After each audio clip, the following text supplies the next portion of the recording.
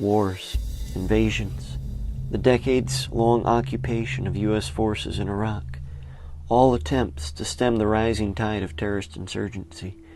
Over 4,400 soldiers gave their lives in bitter and protracted warfare over these years, seeking to bring some semblance of peace and stability to this troubled region.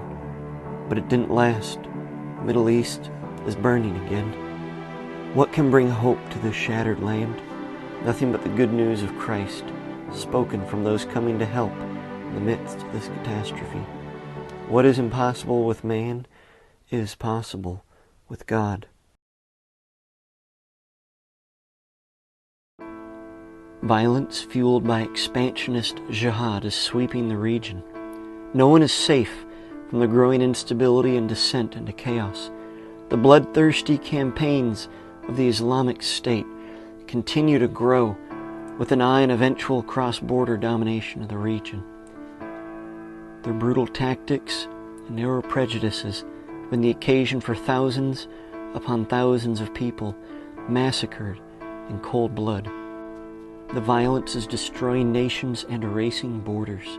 The greatest humanitarian catastrophe of our generation is unfolding right in front of us.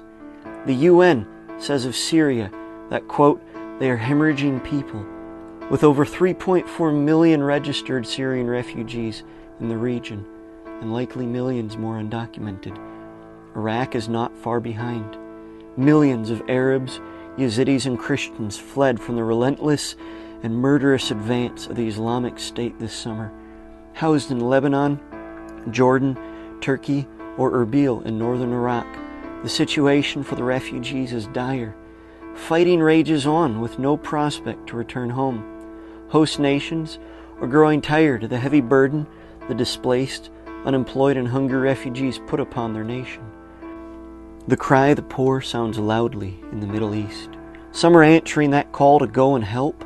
What they are in turn finding is that this desperate situation has driven vastly different people groups all into a few densely populated safe regions.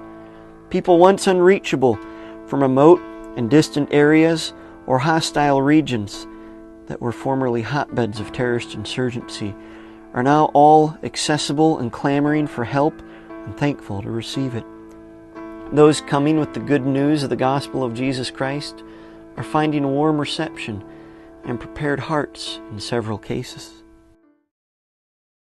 Works of mercy and evangelistic outreach have been performed by multiple teams with our group over the past months, partnering with local churches in the areas that are often already involved themselves with the refugees in some degree helps us to ensure the right help gets to the neediest people. There are efforts to help on both a large scale, with mass distributions of food, blankets, medical care, and other things needed, as well as individual opportunities to return over and over again to serve local families in smaller ways that were themselves displaced from the fighting. Many refugees are glad to receive Bibles and literature when offered. Audio players have also been available at times with the whole New Testament on them. And we can with thankfulness say the Lord has brought together many churches from around the world to work together in this labor and help these poor refugees. Jesus said to pray for laborers. Can we pray for that which we are not ourselves willing to go and do? Can we pray for that which we ourselves are not willing to help with in some way? The situation in the Middle East is an emergency.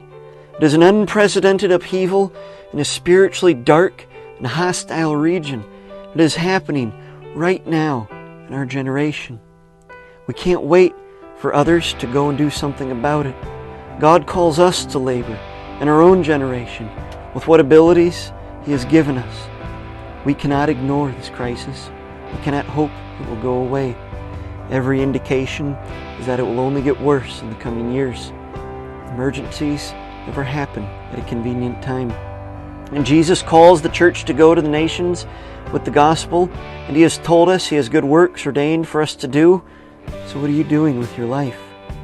What are you doing with your time? What more could you be doing to help than you already are? I would encourage you to seek the Lord in this and obey Him as He leads. The harvest seems plentiful. The needs are tremendous. and the laborers are few. And I'm telling you, you better use your strength, you better use your youth. Every bit of it while you've got it. You better make it count. You better make it count now. If you know it's right, if you know it's right, you better do it now.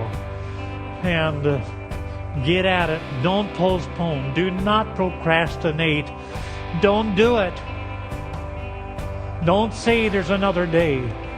Be about the Lord's work. Night is coming when man can work no more. You better do it now.